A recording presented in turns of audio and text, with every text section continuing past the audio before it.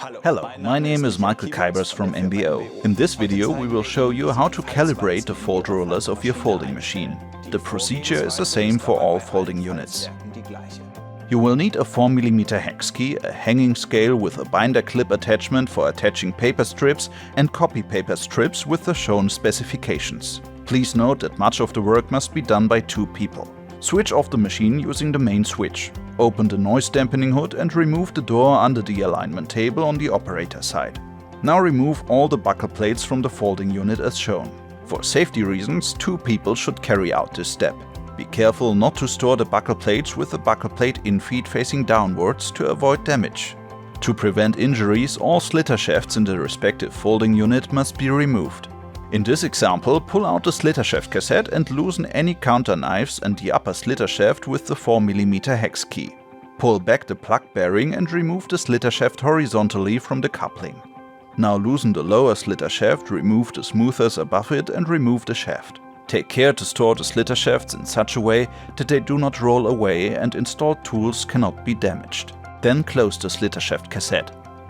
Underlay all fold roller calipers of the folding unit on the operating and drive side with a single layer of copy paper. Note the graphic on the side cover of the parallel fold. Here all fold roller gaps to be measured are assigned a number and a caliper. The infeed fold rollers of fold roller gap 1 must be measured from on top the alignment table. To do this, attach a 10.5 cm wide strip of copy paper to the binder clip attachment and switch on the hanging scale. If the fold rollers to be adjusted are new, proceed as follows.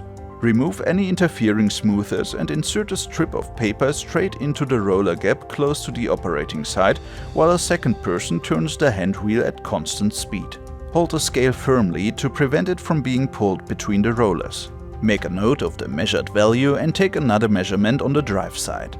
If the fold rollers are not new, measure equally at the edges of the normal working width of the folding machine. Now compare the 2 measured values with the table that is displayed now. The measurements on both sides should correspond to the respective entries in the table. If this is not the case, you can change the roller tension by slightly turning the adjustment element of the respective caliper.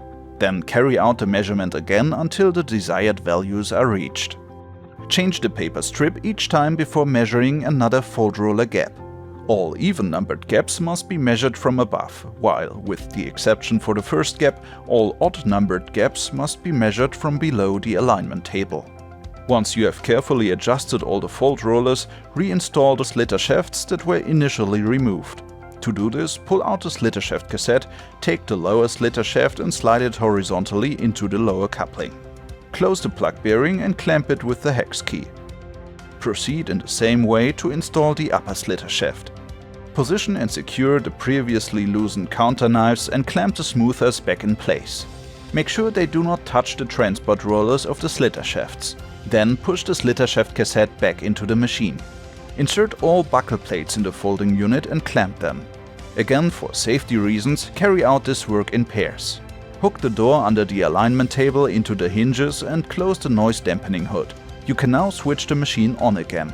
The fold roller calibration should be checked every 6 months and corrected if necessary. If new fold rollers have been installed, they also must be calibrated directly afterwards.